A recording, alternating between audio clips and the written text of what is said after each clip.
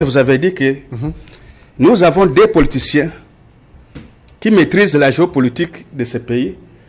L'un est nationaliste, mais l'autre ne l'est pas. Je cite les noms du deuxième et du premier qui est nationaliste. Et le deuxième cas de figure, c'est Kamere.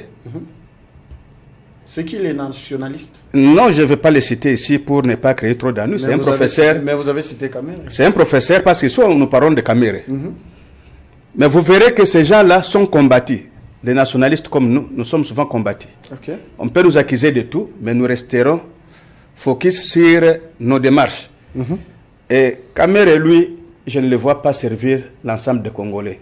À part ses appétits, il ne peut pas servir les Congolais parce que ses intérêts sont ailleurs. Deux exemples.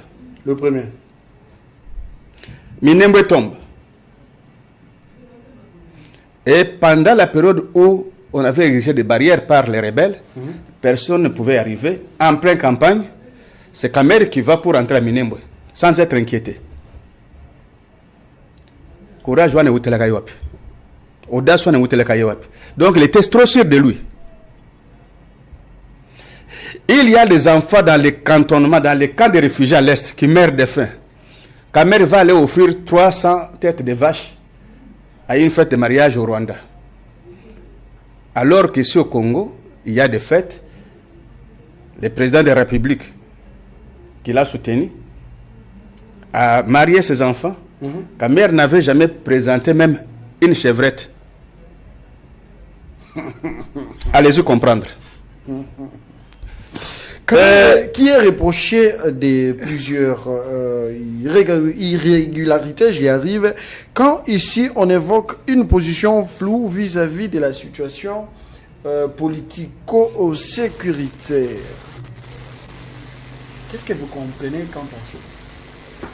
Plusieurs l'accusent de ne dire mot par rapport à ce qui se passe dans la partie orientale, alors que c'est dans son fief. Il se sent plus concerné, il est plus touché par rapport à ce qui se passe là-bas, parce que ce sont en fait ses enfants, hein, si je peux les dire ainsi. Mais écoutez, Kamere est égal à lui-même. Parce que j'essaie de vous dire qu'il ne va pas servir les intérêts congolais, vous ne voulez pas comprendre. Lorsqu'on refuse que Kamere ne devienne président de l'Assemblée nationale, il a lâché quelque chose. Et ça, il ne s'était pas caché. Laquelle? Il avait dit, si je ne suis pas président de l'Assemblée nationale, Bukavu va tomber avant Goma. Il allait faire tomber Bukavu avec quelle armée? Essayez un peu d'entrer en profondeur. Parce que nous ne saisissons pas la quintessence du discours de chaque acteur politique. Il avait menacé. Et lorsque nous condamnons le Rwanda, nous condamnons les M23, nous nous alignons derrière les positions du chef de l'État, lui prend toujours une position contraire. Comme on dit, Azokendeka Kor passe. Ceux qui ont soulevé la question aujourd'hui, ce sont les députés. Je dirais qui ont cette qualité au-delà de ce que le peuple est en train d'exprimer comme sentiment ou comme volonté. Et permettez-moi d'entrer dans des petits proverbes. En Tchoulouba, on dit c'est-à-dire,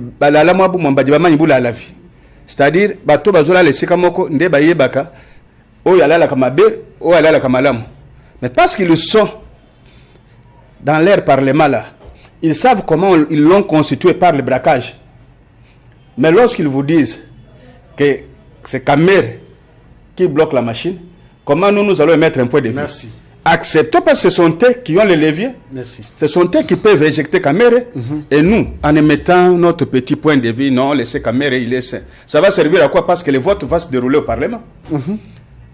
Le chef orchestre du désordre, ici à Kinshasa, dans les institutions, c'est Kamere.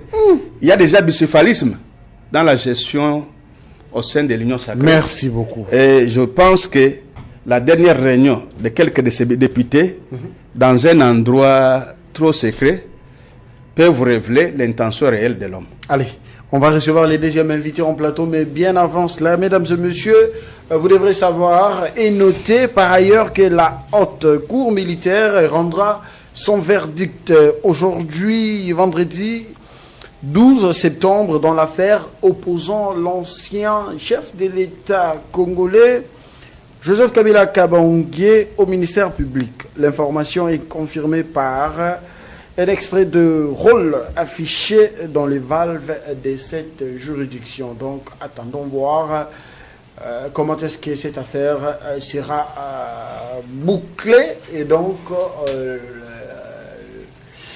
on saura.